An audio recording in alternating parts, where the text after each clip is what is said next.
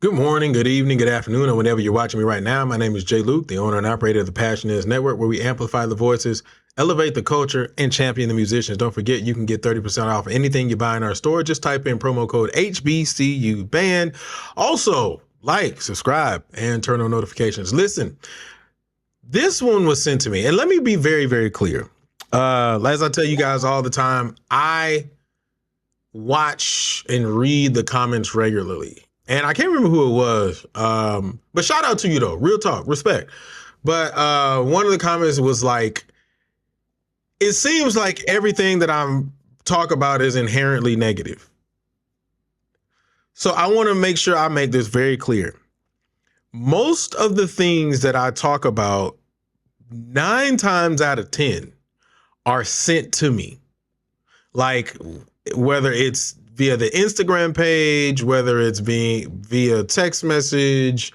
I've had a couple come through on the Facebook page.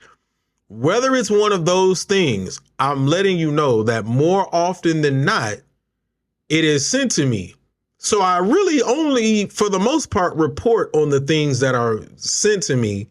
Now, if there are some things that I report that aren't sent to me, most of the time I will try to find, or if I see something positive, most of it will be, positive, unless it's like just super egregious, and that's a completely different thing. So very similar to the National Battle of the Band Symphonic thing, I reported on that, and I said that it was a good thing. So to me, that was positive. So I will say this, guys, if you want me to report on more positive things, send more positive stuff, I'll report on it. But I will only report on the things that are sent to me. I'm never gonna not report on something. So if you're curious to how to send, you can send it to passionis1919@gmail.com. You can send it to Passion Is Network on Instagram. You can also send stuff to the Real Talk That Talk page on Instagram. So there are multiple ways. All you got to do is check in the description and send something that you feel is worthy for me to talk about or bring up, or information that may not be known. With that being said, again, this was sent to me. It's kind of old, but it's kind of not, because we know that some things have been going on at Tennessee State. And so they sent this to me, and this information is very interesting. And so we're going to look at this. So let's check it out. Let's talk about TSU. Tennessee state officials and the university have both said that they've literally run out of money. I mean, can't make payroll kind of out of money. It's not an easy thing to say, but between what I've read and what my colleague Emily West has reported on, we figured, you know what, let's just get all the information out there. The school right now has been told that they need to make massive cuts. You're here basically to take it down to the studs and then rebuild it. I know you know that. Yeah, that's going to mean cutting tenured professors and whole degree programs. The state. So, and remember, we reported on this once before when we talked about the kid who got the scholarship, and then all of a sudden they called him and told them they had to get the scholarship back. And then we talked about how TSU was running out of money and so on and so forth. So the information itself isn't new, but they kind of go in a little bit further on talking about some of the things that they may have to do. And this is one of them. And I will say this, one of the things that makes it very difficult for me and hard to be able to listen to is the fact that we have prominent universities that are losing money, losing funding, educators who are being let go to be able to save money, degree programs being cut. And as a music educator, as a band person, so on and so forth, one of the hard things and hard pills to swallow is sometimes, I'm not saying all the time, and I'm not even saying this is happening at Tennessee right now, man, and I'm not wishing this, and I hope not, but sometimes music programs usually are the ones that are gone. And so I really hate to hear this, man. This is really disheartening, but let's keep going. Meanwhile, says that they already gave TSU an advance of $11 million. And on top of that, they gave them another $32 million that was supposed to be spent on an agricultural building on campus. Without this money. Now, remember, I talked about that. Remember, I said that state funding generally is not used for certain things. It's used for like giving buildings and equipment. And that's what they're talking about. $11 million. $11 million. And then they're talking about this agricultural thing that was supposed to be done as well. Money, the university wouldn't have been able to make payroll this month. And I mean, payrolls between $18 to $20 million. You cannot sustain this level of monthly payroll. It is just not possible. TSU. And so that was the reason why they were trying to cut jobs, because they could not sustain. Jeez, man. Jeez. Responded by saying that they laid off about 114. Wow. 114 employees. 114 employees out of a job. Out of a job. And the question is, and again, the question that I'm always going to ask is, how did we get here?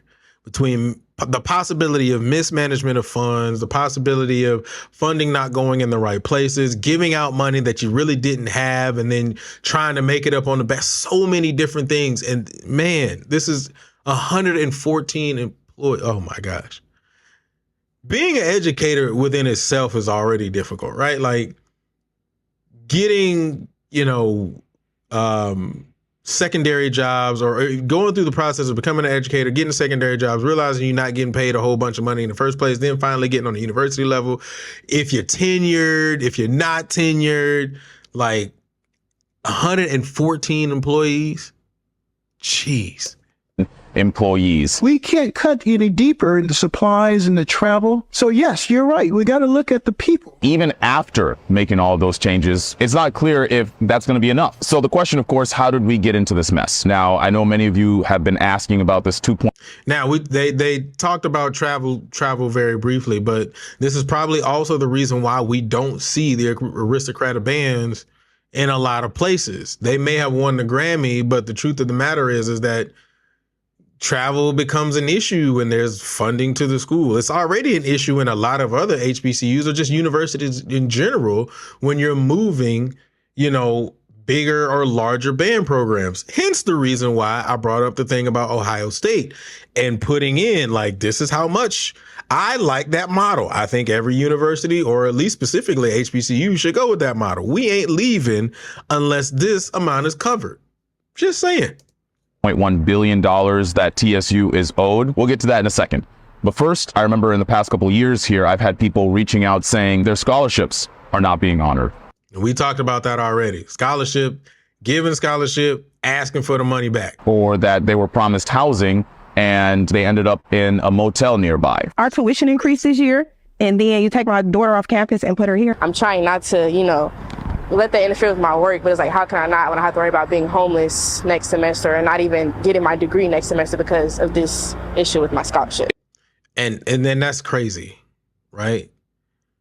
As a parent, me being a parent, thinking I'm sending my kid off to school, specifically if we've signed on the dotted line for a scholarship and I've sent my kid off to school to be successful and go be somebody and get your degree, to come back and tell them, like that young lady said, the tuition is going up because they have to cover certain financial ground. And then this young lady is coming on saying, I don't even know if I'm gonna have a spot to live in. I ain't worried about my grades right now. It'd be difficult. I may not even be in a dorm. Heck, even in a hotel. Now, me personally as a parent, well, you bring your butt home. Go to community college. You'll be all right. That's me. Went to community college in the first place. But, hey, I digress. Let's keep it rolling. It made sense that the state heard a lot of the same complaints. So apparently TSU got COVID money to help them with, any number of expenses. What ended up happening is they used this one-time money to nearly quadruple their scholarship funding. They brought in a ton of students that they really couldn't afford. I just said that earlier. Promising a whole bunch of money. Was that from the PPP loan? Did they get the PPP?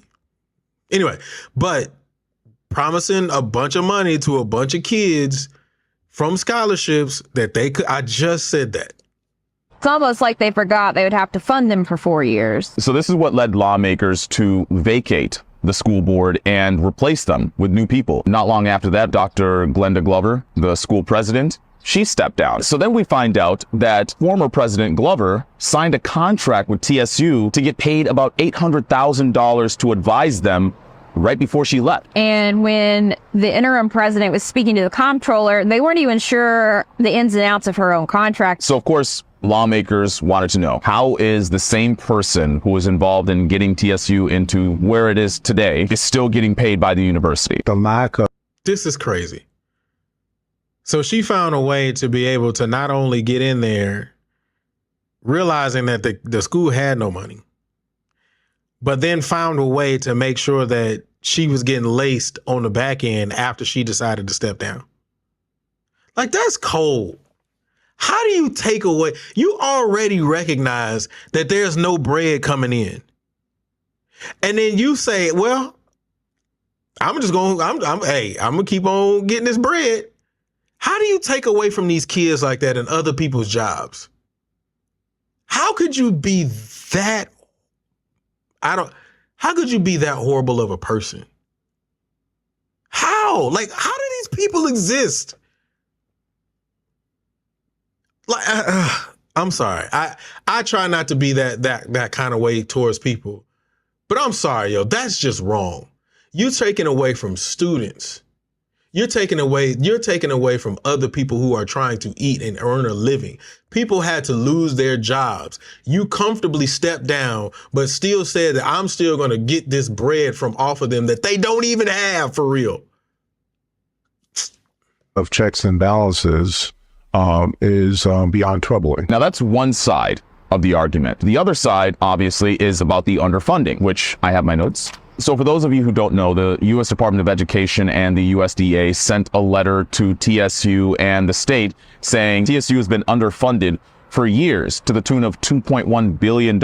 In theory, the University of Tennessee and TSU are supposed to be funded the same way, based on a federal policy that they provide education for agriculture and business. So per pupil spending is supposed to be the same. I found out that that is absolutely not the same. I remember in your article you said UT just last year got about $400 and something million in funding, whereas TSU got $63 million.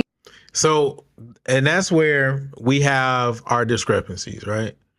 We've always had this conversation about funding HBCUs versus PWIs. That has not been a conversation that has been fabricated throughout the world and time, right? Like, there's evidence that even in this particular situation that substantiates that. And we see that across the board in a lot of situations.